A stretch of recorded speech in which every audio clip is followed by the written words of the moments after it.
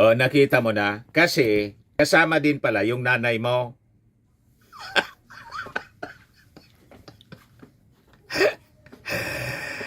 Di ba, mga kababayan? Ito yung sinasabi namin dito sa Bicol na kasabihan. Day ngani magparairo, ngani day maramog kiudo.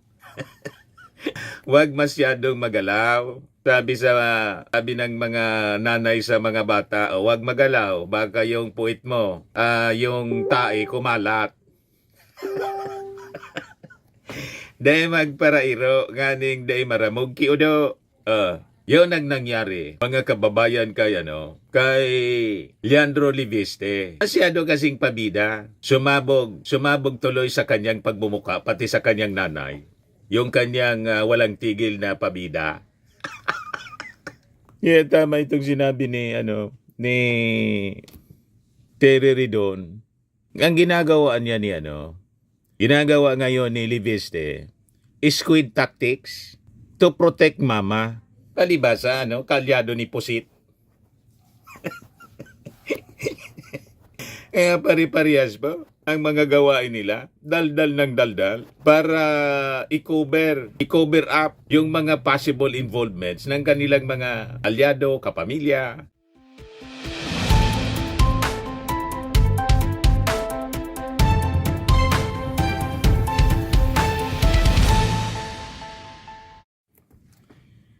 Hello po mga kababayan, si Dante Maravillas.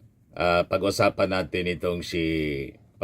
natin muli mga kababayan itong si Leandro Liviste, yung anak ni Loren. Nasabi nga natin, another Kiko Barsaga in the making and another Magalong. Makita niya Mr. Maravillas, sige lang ang daldal at sa kanyang kakadaldal, hindi niya na mamalayan, pati yung kanyang nanay na ilaglag na niya. Kasama pala mga kababayan si Loren Ligarda doon sa document, sabi mismo ni Leandro Liviste na may insertions 1 billion. Yung documents na ang sabi, turn over sa kanya ni Cabral. And because of that, mga kababayan, sunod niyang pahayag ngayon, biglang kumambyo. Sabit kasi mga kababayan yung kanyang nanay. Sabi ngayon ni Liviste, insertions not automatically wrong after linking Ligarda to Cabral list. Sabi dito sa report ng Billionaire News Channel, Liviste says insertions not automatically wrong after linking Ligarda to Cabral list. Sabi ninyo masama yung insertions. Dinimonize mga kababayan yung mga insertions, pati yung mga proponents. Ito yung sinasabi natin kahapon. Lahat na lang dinidemonize. Inamasama yung insertions, yung proponents. Pag sinabing kasama ka niya doon sa insertions, matik na ang iniisip ng mga tao, kasama ka sa kickback, lalo na kung ikaw yung proponent. O ngayon, nadiscover sa mismong pag-amin ni Leandro Bersiles, lahat daw ng mga senador, mga congressmen, almost lahat, may mga insertions at kasama doon yung kanyang nanay. Kailangan niya, yung nanay ko, 1 billion lang. Pinakang maliit niya. Yung ibang mga senador, 5 to 6 billion. Ngayon, dahil napasama, mga kababayan sa kakadaldal niya, biglang kambyo ngayon si Leandro Liviste. Ito na ngayon ang sinasabi niya. Liviste says insertions not automatically wrong after linking Ligarda to Cabral list. Batangas Representative Leandro Liviste stood by his earlier statement that all senators had project insertions in the 2025 Department of Public Works and Highways DPWH budget, stressing that the practice should not automatically be viewed as wrongdoing. O, nakita mo na? Kasi kasama din pala yung nanay mo.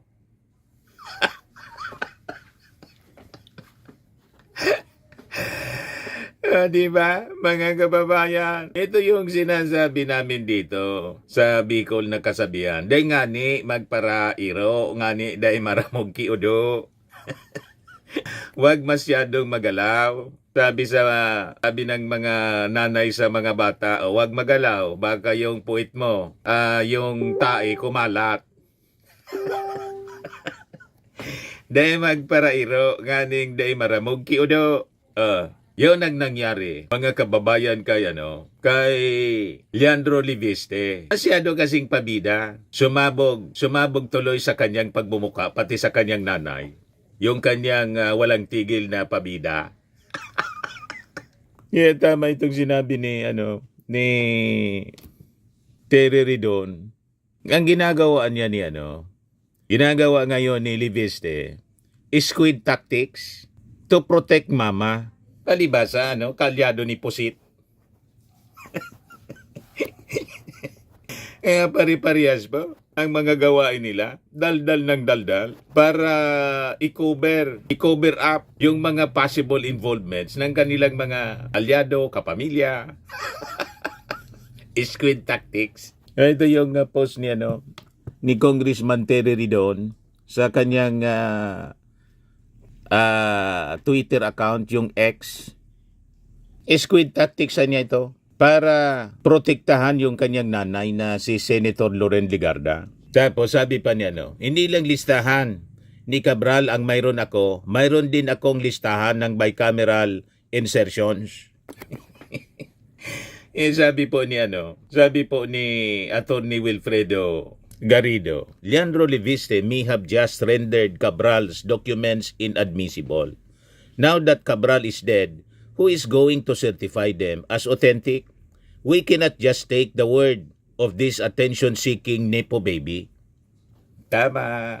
Kontaminado na, mga kababayan. Kaduda-duda itong sinasabi ni Liviste na mga documents na hawak niya. Unang-una, September pa pala yun, nasa kamay na niya. Bakit kung kailan namatay si Cabral, tapos siya nag-iingay na may document siya galing kay Cabral? Siguro niya, Mr. Maravillas, ini-examine muna para tingnan kung sino-sino. Baka niya may mga kapartido tayo, kaibigan, kapamilya, inadiscovery niya, kasama pala yung nanay niya. 1 billion.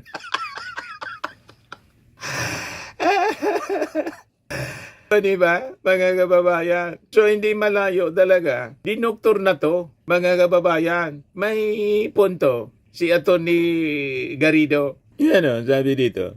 According to Garrido, Cabral was the official custodian of the DPWH documents and Liviste's alleged unauthorized removal of the files from the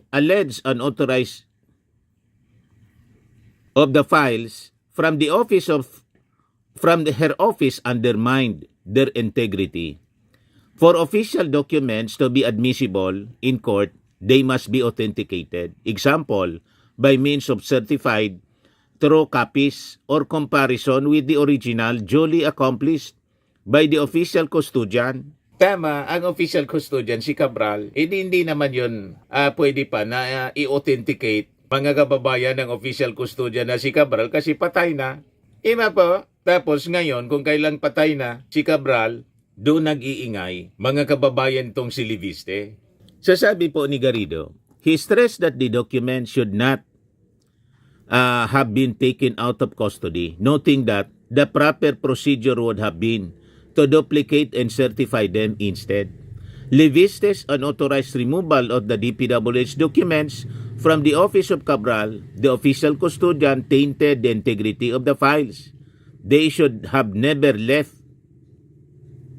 her office, at most duplicated and certified, sabi po ni Garrido. May punto, mga kababayan, and that is from the legal mind of Garrido. Tama po, kontaminado na to. Kaya tama ito na sinabi ni Garrido, Leandro Liviste may have just rendered Cabral's documents inadmissible.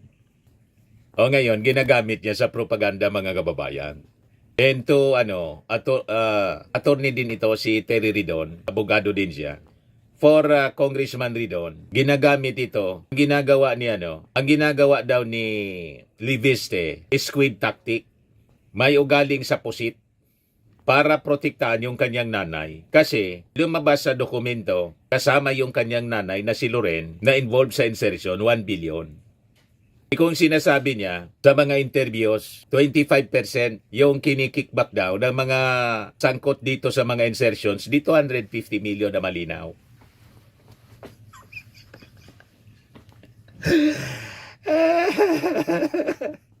So dapat talaga na i-lifestyle din pati yung kanyang pamilya, yung kanyang nanay na si Loren. Kasi yung declared net worth ni Loren, 79 million lang. Pero mas mayaman pa man si Loren sa pinakang pobreng senador na si Chis Escudero, 18 million. Pero kayang magregalo ng 57 million na singsing. O, di ba, mga kababayan? Ngayon, dahil sabit yung kanyang nanay, ito na yung sinasabi, mga kababayan ni, biglang kambyo ni Liviste. Hindi naman na niya lahat ng insertions, automatically mali.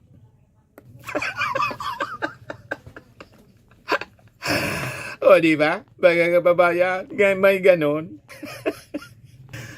So pag sabit, hindi mali. Pag iba yung involved sa insertions, may mali. Pag kapamilya, kaibigan, hindi mali. Selective, mga kababayan. Yan ang problema sa mga taong ito. Kaya ang tawag natin dito kay Liviste, wala nang pagkakaiba kay Kiko Barsaga, pabida kay Magalong. Lahat ito pabida papansin. Siguro may mga political plan sila, mga kababayan, in the future. Dapat na niya lagi tayong pabida para lagi tayong laman ng social media at saka ng mainstream media. Ganun lang naman, lahat ng mga politikong may mga plano in the future, ganun ang ginagawa. For media mileage. Hindi bali makasira ng ibang tao, basta yung masiraan ng ibang tao, hindi nila kaalyado, okay lang. O diba? For political gains, mga kababayan. Kapag pinakinggan ninyo itong si Liviste, pati si Magalong, maririnig ninyo ang mga terminologies, may pattern na niya. So sa bawat suntok ng hustisya, mga kababayan, hindi po sapat yung paratang. Nahilig sila sa paratang. Hindi po pwedeng puro na lang sasabihin may hawak kaming mga dokumento. Di ba? Kaya nga yung challenge po sa kanila, ilabas na ninyo yung dokumento ninyo pag puro pa interview. May hawak pala kayo, bakit di pa ninyo ilabas? Yun ang challenge ni Terry Ridon. Ilabas mo na. Bakit kailangan mo pang hintayin yung go signal ng DPWH? Ilabas mo na para magkaalaman na. Ilabas mo man yan, duda-duda na. Tama si Atty. Garrido. Yan Leandro Liviste may have just rendered Cabral's documents inadmissible. Now that Cabral is dead, who is going to certify them as authentic? We cannot just take the word of this attention-seeking Nepo baby. Kasi po, si Cabral yung official custodian ng DPWH. Bakit niya yun kinuha? Ang sabi niya, tinon-over daw sa kanya. Hindi na naman natin ma-authenticate yung claim niya. Yung kwento ni Liviste na tinon-over sa kanya ni Cabral, kasi hindi naman natin matatanong si Cabral, patay na. Diba? So, makikita natin, gusto siguro na magpakilala itong si Liviste at saka si Magalong na mga anti-corruption advocate sila. Si Magalong nga, si Gidaldal, mayor sa Baguio. Yan ang sinasabi natin. Araw siguro hindi na makapagtrabaho, sige na lang pa-interview. Anong paki niya sa mga national issues, di ba? Yung mainstream media naman, sige din nag-interview kay Magalong, yun hindi natin maintindihan, nag-resign na sa ICI. Ba't kasi pinapatulan pa yan ng mainstream media? Kaya ang duda natin, as a former mainstream media practitioner po, usually pag ganyan po, may nagko-coordinate kasi na tao, may mga contact sila sa mainstream. And most of the time, mga paid interviews yan. Internal arrangement with media outlets para for media mileage para makilala sa buong Pilipinas for an ambition for a national position siguro. Ganyan po ang strategy. Bakit ko alam? More than 40 years ako na practicing media. Ganyan ang strategy na ginagawa ng mga media outlets. May mga contact sila na mga handlers na mga politiko, mga PR men. Laging may interview, pero ang totoo niyan, paid interviews.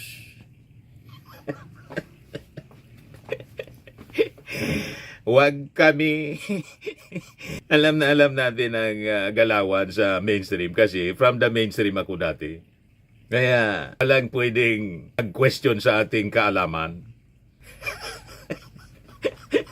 Mga galawan ng mga kasama ko sa media, alam na alam natin yan. So malabo, gusto magpakilala sila ng mga anti-corruption advocates. Ang totoo po, wala silang pagkakaiba dito sa mga DD style propagandist at fake news peddlers.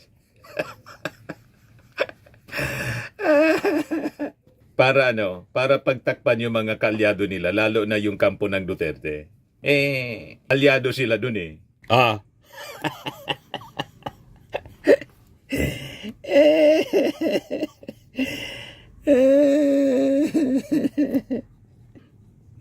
Kaya naman pala niya.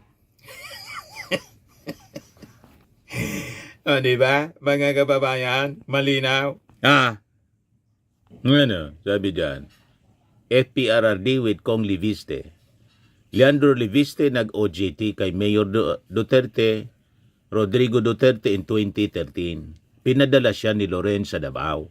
Sa buong Pilipinas, wala akong nakilalang leader na may tapang at malasakit katulad ni Mayor Duterte. Now you know, mga kababayan, kaya mga sinasabi nila, may mga ebidensya. Ipakita ninyong ebidensya. Pag walang maipakitang ebidensya, walang bigat po sa batas. Sabi nga, puro kwento. Pag puro kwento, paulit-ulit lang kayo sa pagsasabing may mga ebidensya kayong hawak. Saan ang hawak ninyong ebidensya? Ba't hindi pa ninyo ilatag? May mga dokumento daw sila. Saan ang mga dokumento? Bakit hindi pa ninyo i-release? Puro kayo pa interview?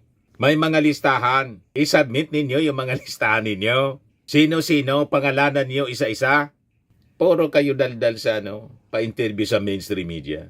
Puro kayo pabida. Hanggang ngayon, mga kababayan, wala silang mailabas na dokumento. Wala man sworn affidavit. Di ba po? Yung sworn affidavit ni Gutesa, piki pa yung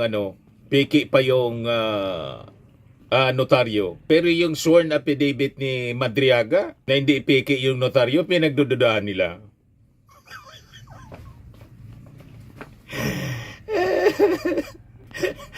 Yan ang problema ninyo eh. Pag ang sabit yung mga kaalyado ninyo, kahit hindi piki yung sworn affidavit, pinagdududahan ninyo. Yung piki gusto ninyong paniwalaan. O dito sa issue ng mga sinasabi ninyo mga dokumento mayawa kayo, ilabas na ninyo ang hawak ninyo yung lista. Walang forensic verification dito sa mga sinasabi ninyong dokumento. Walang formal na na reklamo sa ombudsman o sa korte. Halimbawa kay Martin Romualdez, may reklamo ba na formal sa ombudsman laban kay Martin Romualdez? Wala. Nandun sa ombudsman po referral. Maging mga kababayan, itong si John B. Crimolia, DILG Secretary, inamin niya, if we look at of all traces of evidence, referring to Martin Romualdez, if we look at all traces of evidence, Martin Romualdez has no fingerprint anywhere. He never talked to a district engineer and he never talked to a contractor. He never talked to anyone. He never signed anything. Kaya yung kapatid niya, si Boyeng Rimulya, hahanapan na lang daw ng kaso in the most gross negligence bilang speaker. May ganon, mga kababayan. At hahabulin daw, mga kababayan, yung assets. Kasi walang makitang ebidensya to charge criminal liability. Walang makita.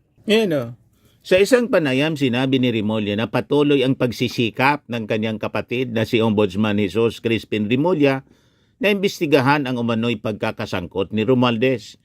Ngunit naharap ito sa mga hamon dahil wala umanong naiwang direktang ebidensya ang dating speaker.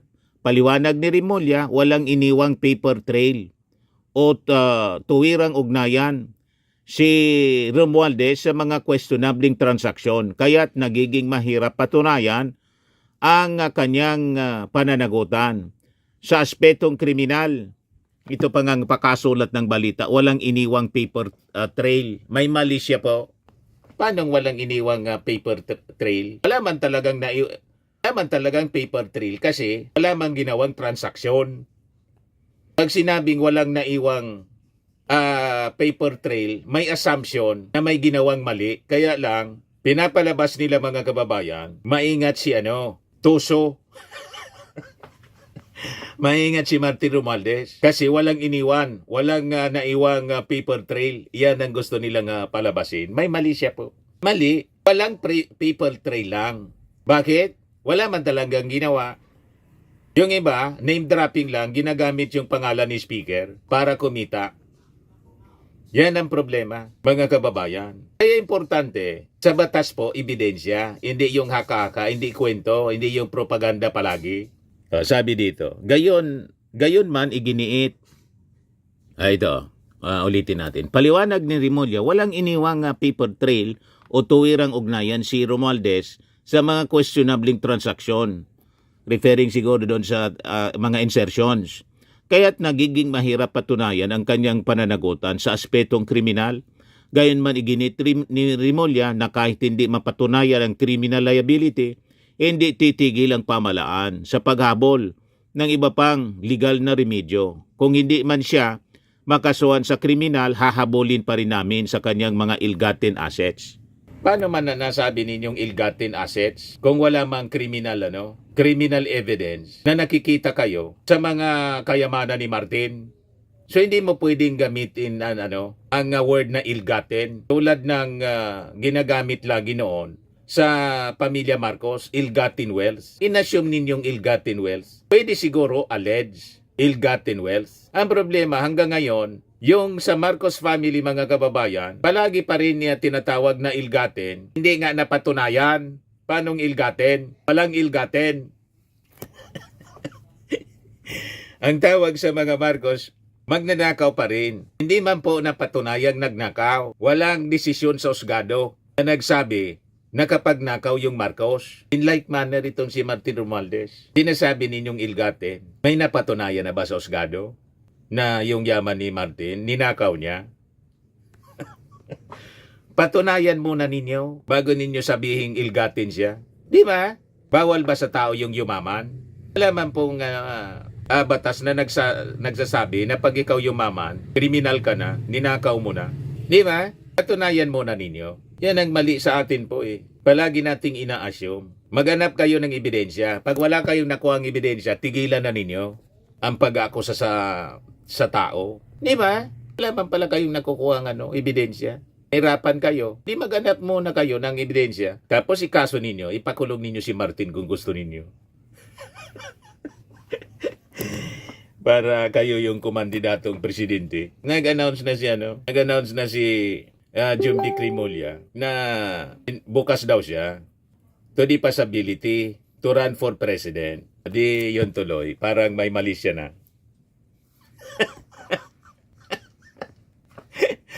May mali siya na tuloy mga kababayan kung bakit yung magkapatid na Remulla lumalabas talagang tinatarget si Martin Romualdez.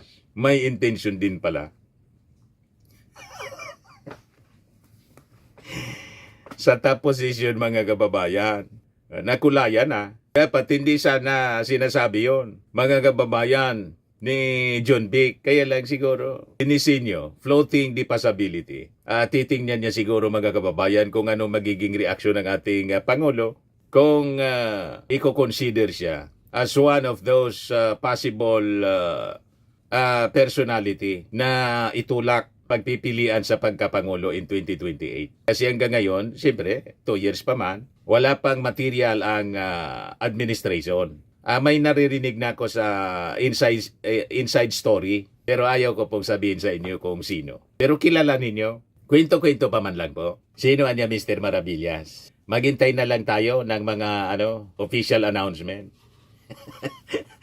Sino ba yung magiging standard bearer ng Marcos administration po sa pagkapangulo? Siyempre, hindi mawawala. May endorse yung ating Pangulo siguro. So going back dito sa ating topic, itong sinasabing secret files, nga dokumentong binabanggit ni Leandro Liviste, yun ang tanong ngayon ng mga tao. Bakit ngayon lang nilabas kung kailan patay na si Cabral?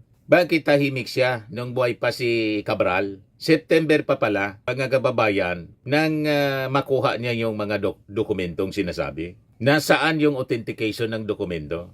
Kasi tama yung sinabi ni Atty. Garrido. Leandro Liviste may have just rendered Cabral documents inadmissible. Now that Cabral is dead, who is going to certify them as authentic? We cannot just take the word of this attention-seeking Nepo baby. Kaduda-duda, mga kababayan. So may question na about the integrity ng sinasabing dokumento na hawak ni Liviste. Ngayon, doon sa akusasyon ni Liviste kay Ridon na may insertion din si Ridon. Kaya sabi ni Terry Ridon, ano man anya ako magka-insertion? Kapapasok pa man lang ang anya ako ngayon. Paano ako magka-insertion sa 2025 budget? Ngayon pa lang ako pumasok bilang congressman. O, diba? So doon pa lang mga kababayan, bagsak na. Bagsak na yung mga claims. Kung dito pa lang bagsak na yung mga claims at akusasyon, malamang anong rason na hindi natin questionin the rest of the allegations ni Liviste. Ibig sabihin, hindi siya maingat sa mga statements niya, sa mga declarations, hindi niya pinag-aaralan. Diba? Bangga, bagsak agad ang credibility and integrity nitong sabi ni Atty. Garrido, attention-seeking Nepo baby.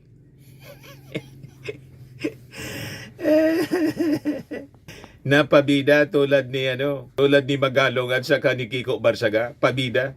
So ngayon, nang malaman niya mismo na pati nanay niya sabit sa insertions, biglang kambyo si Liviste. Hindi daw lahat ng insertions masama.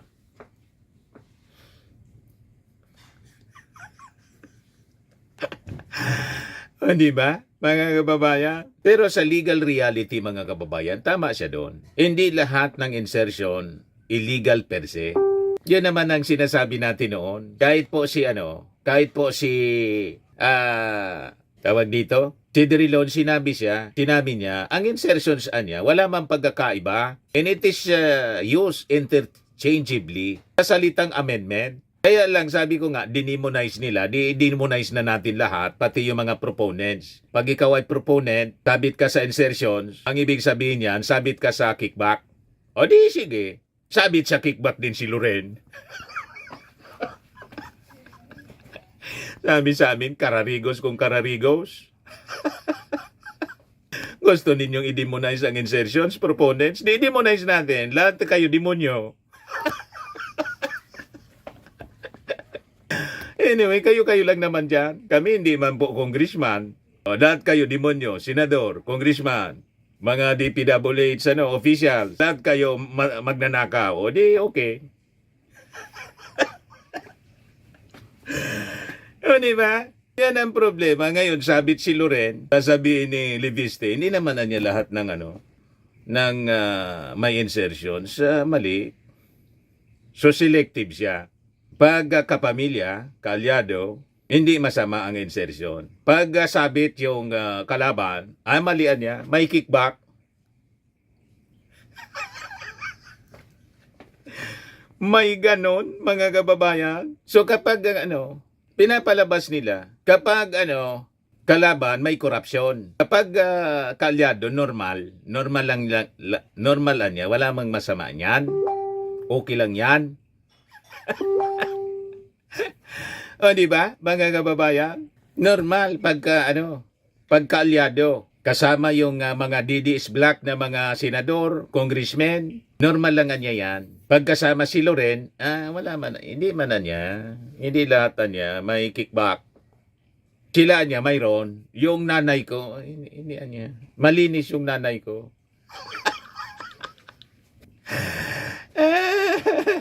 Biglang naging defensive po, mga kababayan, si Liviste. Kasi may 1 billion insertion pala yung kanyang nanay at sinasabi niya, pinakamaliit man lang niya, yung insertion ng nanay ko, 1 billion lang. Pero yung iba niya na mga senador, 5 billion, 6 billion.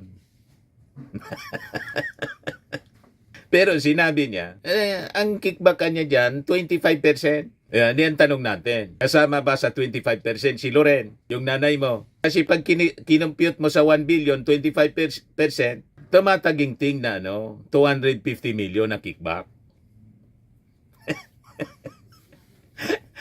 Di ba po? So sa batas po, ang ganitong double standard, yan po ang sumisira sa credibility. Sumisira sa credibility yung double standard ng nagsasalita tulad po ni Libiste, ni Leandro Libiste. So malinaw po ito, hindi prinsipyo, propagandang malinaw po. So itong issue mga kababayan ng insertions, hindi pwede nating iwala ito sa malaking konteksto o nasa usapin ng impeachment, possible revival ng impeachment laban kay Sara Duterte.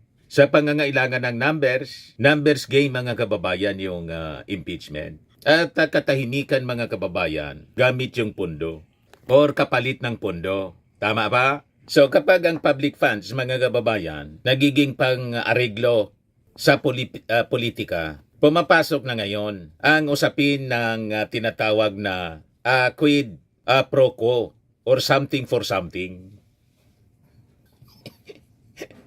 Ano ba po? Isa po siyang seryosong bagay na dapat hindi dinidismiss ang mga ganyang uri ng transaksyon. Something for something. Ginagamit po para ipangmanipula. Di ba po? Sabi baga, money talks. When money talks, everybody listens. Pag pera na yung nagsalita, nakikinig ang lahat. By the billions, mga kababayan, may nag-uusapan dyan.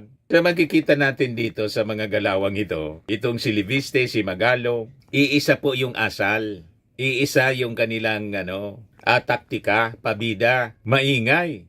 Sabi nga, pag maingay, parang lata. Maingay, walang laman yung lata.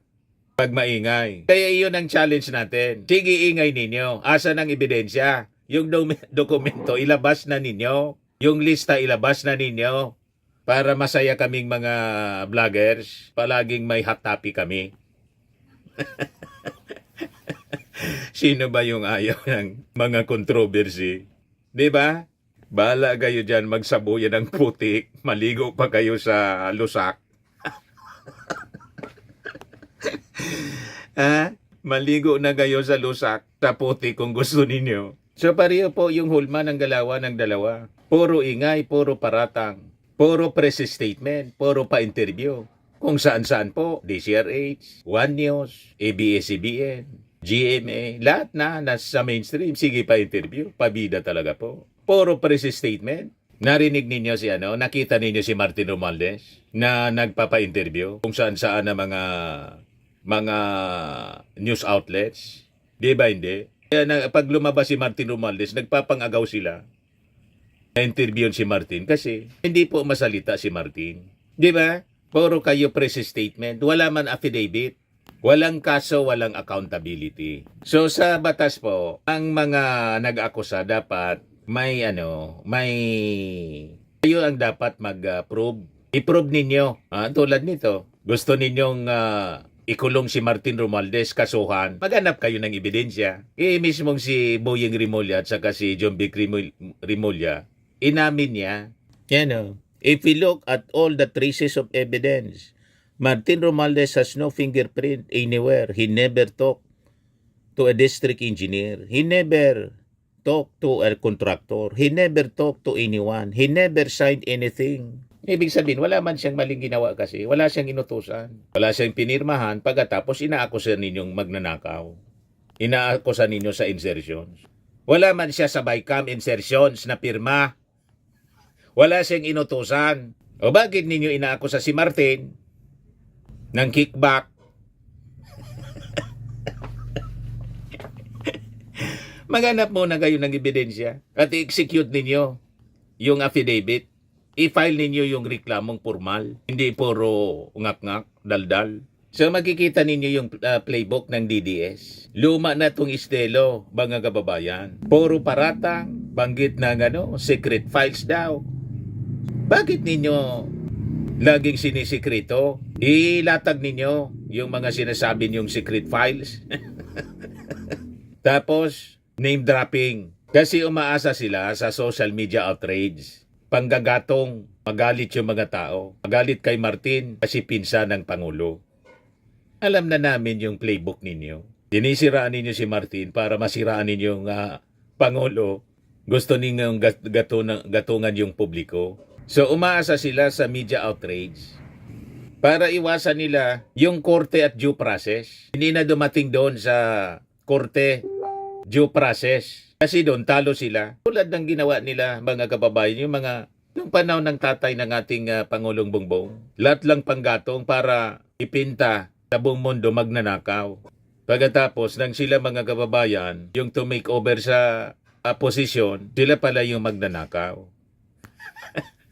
Hindi umasinso yung Pilipinas po. Lumipas yung 40 years. Hindi umasinso yung Pilipinas. Lahat lang sila politika eh. So makikita natin, ma-observe natin mga kababayan. Iisa po ang hulma ng operasyong ito. Magpaparatang na walang dokumento. Selective outrage. Proteksyon sa kaalyado. Siyempre, atake sa mga kritiko. Media noise, mag-iingay sila sa media kapalit ng ebidensya. Wala man kasi silang maipresent na ebidensya. Mag-ingay na lang sa media. Nag-gets na ninyo ang strategy ng mga ulupong. Malinaw po itong panlilin lang, mga kababayan, sa ating mga mamamayang Filipino. Kaya yung challenge natin, mayawa kayong ebidensya, ilabas nyo na. Yan ang sabi ni Terry Ridon, ilabas mo na, Liviste. Puro kasatsak. Sa batas po malinaw. Dapat may papel. Dapat may patunay. Para may accountability po. Tama? Ayan man lang po mga kababayan. Ulitin natin ito. Mga kababayan, Leandro Liviste may have just rendered, sabi ni Atty. Wilfredo Garrido, may have just rendered Cabral's documents inadmissible. Now that Cabral is dead, who is going to certify them as authentic? We cannot just take the word of this attention-seeking nepo baby. Tama. At yung sabi ni John B. Crimolia mismo, if we look at all traces of evidence, Martin Romualdez has no fingerprint anywhere. He never talked to a district engineer. And he never talked to a contractor. He never talked to anyone. He never signed anything. So anong ebidensya ninyo? Hanapan ninyo ang ebidensya? Hanapan na ninyo. Gusto ninyo ikaso si Martin? Maghanap kayo ng ebidensya. Magtestigo kayo. Hanap kayo ng testigo na hindi magtatago. Tulad ni Gutesa. Nagtago. Si Saldico na nag-ugnay. Iniugnay si Martin at saka yung ating Pangulo. Hindi man umuwi. Lahat lang video. Hindi tuloy ginagat ng mga tao. You see? Kasi importante po, sinumpaan. Hindi pwedeng puro kwento lang ninyo. Dapat mabigyan ng pagkakataon din kung inaakusan ninyo na ma-examine yung mga sinasabi ninyong dokumento, inaakusan ninyo. Yan ang tamang takbo sa batas, sa due process. Puro lang kayo kwento, puro kayo pabida, puro kayo panira. Patunayan ninyo yung mga aligasyon ninyo, hindi yung para puro kayo pa-interview. Namimihasa kasi kayo, si Martin di man nagpapa-interview. Kaya sinasamantala ninyo, ayaw ninyong tantanan si Martin Romualdez. Anong mayroon kay Martin Romualdez? Bakit ayaw ninyong tantanan? Maglabas muna kayo ng mga ebidensya. Tama pa? Sa mga naghanap ng malinis and spacious fitness gym, pumunta lang po kayo sa aming Colossal Fitness Gym. We also offer Grab Car Rental with our brand new 2023 model ng Toyota Innova. We also accept booking for those who are planning to travel via PAL, Cebu Pacific, and other airline companies, local and international, and bills payment for Meralco Bills, PLDT, Aleco Bills, etc. Ang Colossal Fitness Gym is located at 3rd floor Security Bank Building, Landco Business Park, Legazpi City, Albay. For inquiries, look for Chilon Maravillas. Contact number 0966-802-0949. Yan yung aming Innova. Lagi na pong matao sa amin. Pati mga foreigners po, tingnan ninyo. Mga British tourists sila.